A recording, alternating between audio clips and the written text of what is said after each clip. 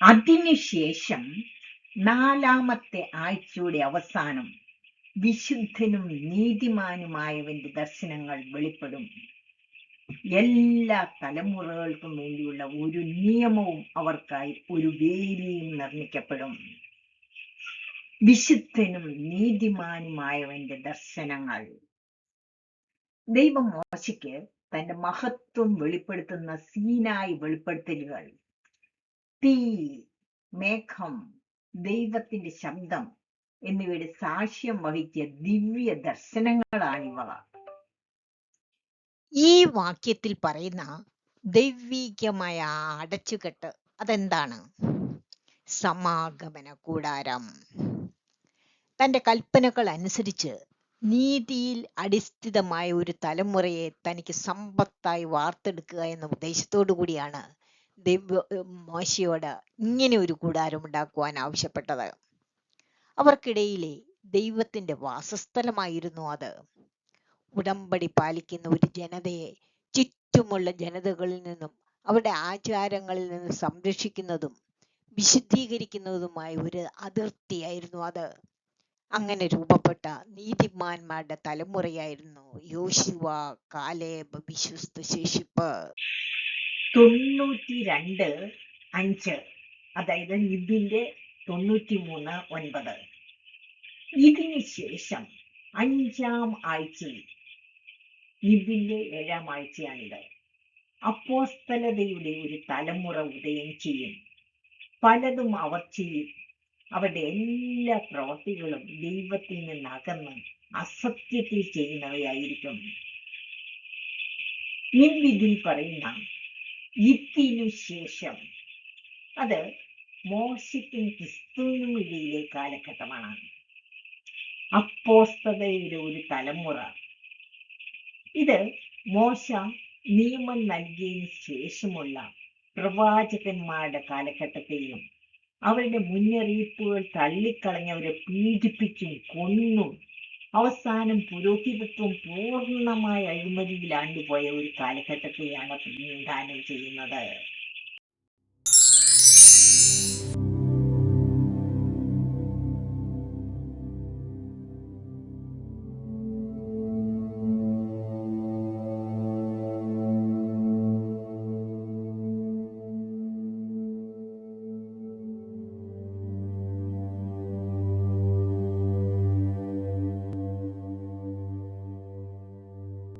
പ്രവാചകൻ യോഹന്നാൻ വരുന്നതിന് മുമ്പ് സംഭവിച്ച മതപരമായ ഒരു വലിയ തകർച്ചയാണ് ഇത് കാണിക്കുന്നത്. യേശു പുരോഹിത വർഗത്തെ കുറ്റപ്പെടുത്തുന്നതും കപടന്മാർ, കുരുടന്മാർ, പ്രവാചകന്മാരെ കൊന്നവർ എന്ന് വിളിക്കുന്നതും നമുക്ക് ബൈബിളിൽ കാണാം. 93:1. അതിന്റെ അവസാനം നീതിയുടെ നിത്യസസ്യത്തിൽ നിന്ന് തിരഞ്ഞെടുക്കപ്പെട്ട നീതിമാനെ അവന്റെ മുഴുവൻ സൃഷ്ടിയെയും കുറിച്ച് 7 മടങ്ങ് പഠിപ്പിക്കുവാനായി അവനെ തിരഞ്ഞെടുക്കും. ജൂതന്മാരുടെ വ്യാഖ്യാന പ്രകാരം നീതിയുടെ നിത്യസസ്യം ദാവീദും തിരഞ്ഞെടുക്കപ്പെട്ടവൻ ആ പാരമ്പര്യത്തിൽ നിന്നും അവർ കാത്തിരിക്കുന്ന മിശിഹായുമാണ്. എന്നാൽ നീതിയുടെ നിത്യസസ്യവും തിരഞ്ഞെടുക്കപ്പെട്ടവനും ചില ക്രിസ്തീയ ബൈബിൾ പണ്ഡിതന്മാരുടെ വ്യാഖ്യാന പ്രകാരം രണ്ടും യേശുവിനെ പരാമർശിക്കുന്നു. ചിലർ തിരഞ്ഞെടുക്കപ്പെട്ടവൻ എന്നത് വിശ്വസ്ത ശേഷിപ്പാണെന്ന് വ്യാഖ്യാനിക്കുന്നു. എന്നാൽ ഈ വാക്യത്തിൽ തിരഞ്ഞെടുക്കപ്പെട്ടവൻ എന്നേക്കുമുള്ള നീതിയുടെ സസ്യമല്ല എന്ന് വളരെ വ്യക്തമായി പറയുന്നു. നീതിയുടെ നിത്യസസ്യത്തിൽ നിന്നും തിരഞ്ഞെടുക്കപ്പെട്ട ഒരുവനായിട്ടാണ് ഇതിൽ വിവരിച്ചിരിക്കുന്നത്. ഇത് രണ്ടുപേരും ഒരേ വ്യക്തിയല്ല എന്ന് സ്പഷ്ടമാക്കുന്നതിനാൽ ദാവീദ് എന്നേക്കുമുള്ള നീതിയുടെ സസ്യം എന്ന ജൂതരുടെ വാദത്തോടാണ് ഇത് യോജിക്കുന്നത്. ഇതിലെ തിരഞ്ഞെടുക്കപ്പെട്ടവൻ യേശു തന്നെയോ? ഈ വാക്യത്തിൽ പറയുന്നു, അവനെ തിരഞ്ഞെടുക്കുന്നത് അവന്റെ എല്ലാ സൃഷ്ടികളെ കുറിച്ചും ഉള്ള 7 ഇരട്ടി ജ്ഞാനം അവന് നൽകുവാനാണ്. ദാവീദ് സൃഷ്ടികൾ ഒന്നും നടത്തി വൃത്തികെട്ടില്ലാത്തതിനാൽ ഇതിലെ തിരഞ്ഞെടുക്കപ്പെട്ടവൻ യേശു ആണെന്നുള്ളത് സ്പഷ്ടമാണ്. ലൂക്കോസ് 2:40 പൈതൽ വളർന്നു, ജ്ഞാനം നിറഞ്ഞു, ആത്മാവിൽ ബലപ്പെട്ടു പോന്നു, ദൈവകൃപയും അവന്മേലുണ്ടായിരുന്നു. 52 യേശുവോ ജ്ഞാനത്തിലും വളർച്ചയിലും ദൈവത്തിന്റെയും മനുഷ്യരുടെയും കൃപയിലും മുതിർന്നു വന്നു. ഇത് ജ്ഞാനത്തിന്റെ വളർച്ചയെ കാണിക്കുന്നു. വളർച്ച എന്നാൽ ജ്ഞാനം സ്വീകരിക്കുന്നതിനെയാണ് സൂചിപ്പിക്കുന്നത്. 93:2 ആറാം ആഴ്ചയിൽ അതിൽ ജീവിക്കുന്ന എല്ലാവരും അന്ധരാകും. ജ്ഞാനമില്ലാത്ത അവരുടെ ഹൃദയങ്ങൾ അധർമ്മത്തിലേക്ക് മുങ്ങിപ്പോകും. ആ ആഴ്ചയിൽ ഒരു മനുഷ്യൻ ഉയർന്നു വരും. അതിന്റെ അവസാനം ആധിപത്യത്തിന്റെ ആലയം തീ കൊണ്ട് ദഹിപ്പിക്കപ്പെടും. അതിൽ തിരഞ്ഞെടുത്ത പേരിന്റെ സന്തതി മുഴുവൻ ചിതറിപ്പോകും. ഇസ്രായേൽ ജനതയ്ക്ക് ആത്മീയ ഗ്രാഹ്യം നഷ്ടപ്പെടുകയാൽ സത്യം തൊട്ടു മുന്നിലുണ്ടെങ്കിൽ പോലും അത് തിരിച്ചറിയുവാൻ കഴിയാത്ത ഒരു അവസ്ഥയിൽ അവർ പാപത്തിലേക്കും ദുഷ്ടതയിലേക്കും ധാർമ്മിക അപജയത്തിലേക്കും വീഴുന്ന ഒരു കാലഘട്ടത്തെയാണ് ഇതിൽ വിവരിക്കുന്നത്. വെസ്പാഷ്യൻ ചക്രവർത്തിയുടെ മകനായ ടൈറ്റസിന്റെ കീഴിൽ റോമൻ സൈന്യങ്ങൾ ഇസ്രായേൽ രാജ്യത്തെ പിടിച്ചെടുത്തു. അവരുടെ ക്ഷേത്രം കത്തിച്ചു. ജൂതർ ലോകത്തിന്റെ നാനാഭാഗങ്ങളിലേക്കും ചിതറിക്കപ്പെട്ടു. ഈ ചരിത്ര സംഭവം ചരിത്രകാരനായ ജോസഫേസ് രേഖപ്പെടുത്തിയിട്ടുണ്ട്. കൂടാതെ ആധുനിക ചരിത്രവും ഇത് സ്ഥിരീകരിക്കുന്നു. 93:3 ഇതിന് ശേഷമുള്ള 7-ാം ആഴ്ച നീതിയുടേതാണ്. ദുഷ്പ്രവർത്തിക്കാരുടെ മേൽ നീതിയുള്ള വിധി നടപ്പാക്കേണ്ടതിനും പാപികളെ നീതിമാന്മാരുടെ കൈകളിൽ ഏൽപ്പിക്കേണ്ടതിനുമായി അതിനൊരു വാൾ നൽകും.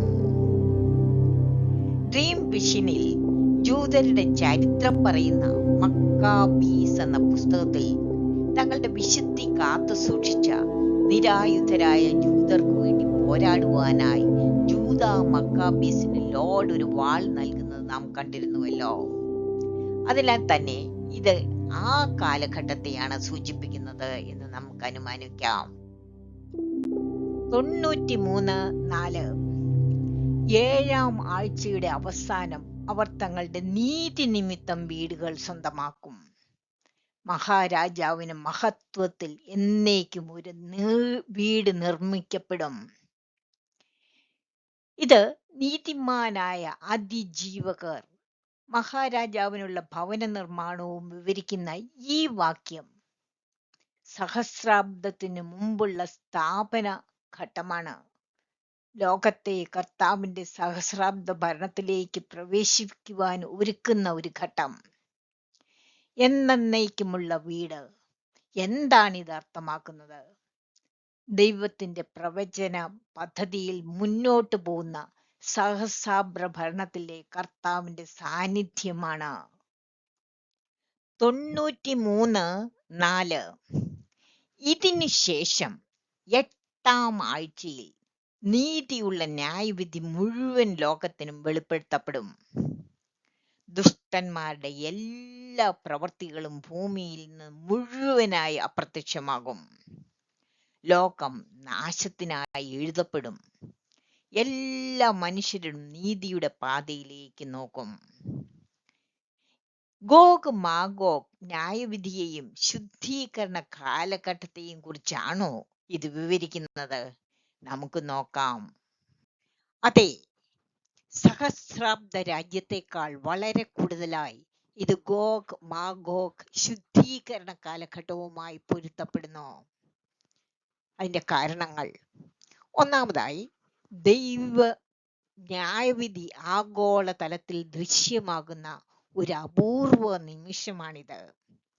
യെഹെസ്കേൽ അധ്യായങ്ങൾ 38-ഉം 39.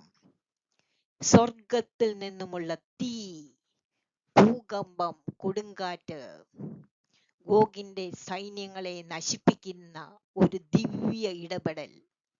ഇതൊരു രാജ്യത്തിനും നിഷേധിക്കാനാവാത്ത ഒരു അമാനുഷിക സംഭവമാക്കിയാൽ ഒടുവിൽ ലോകം മുഴുവൻ ഈ ദിവ്യശക്തിയെ അംഗീകരിക്കും എന്നാണ് ബൈബിൾ പ്രവചനം. രണ്ടാമതായി ഈനോക്ക് ഈ വാക്യത്തിൽ പറയുന്നു, ദുഷ്ടന്മാരുടെ എല്ലാ പ്രവൃത്തികളും ഭൂമിയിൽ നിന്ന് അപ്രത്യക്ഷമാകുമെന്ന്. ഗോഗ് മാഗോഗിൽ ബൈബിൾ പ്രവചനപ്രകാരം എന്താണ് സംഭവിക്കുന്നത് എന്ന് നമുക്ക് നോക്കാം. ദുഷ്ട സൈന്യങ്ങൾ നശിപ്പിക്കപ്പെടുന്നു, അവരുടെ ആയുധങ്ങൾ കത്തിക്കുന്നു, അവരുടെ ശവശരീരങ്ങൾ കുഴിച്ചിടുന്നു, ദുഷ്ടപ്രവർത്തനങ്ങൾ ദേശത്തു നിന്ന് മുഴുവനായി തുടച്ചു നീക്കപ്പെടുന്നു. ഗോഗ് മാഗോഗ് ശുദ്ധീകരണ ഘട്ടത്തിന് തികച്ചും അനുയോജ്യമാണ് ഈനോക്കിന്റെ ഇതിലെ വാക്യങ്ങൾ. മൂന്നാമതായി ഈ വാക്യത്തിൽ പറയുന്നു, ലോകം നാശത്തിനായി എഴുതപ്പെടുമെന്ന്.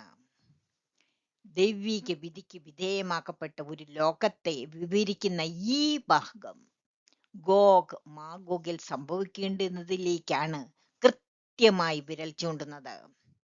ശത്രു രാഷ്ട്രങ്ങളുടെ മേൽ ദൈവം ന്യായവിധി പ്രഖ്യാപിക്കുന്നു.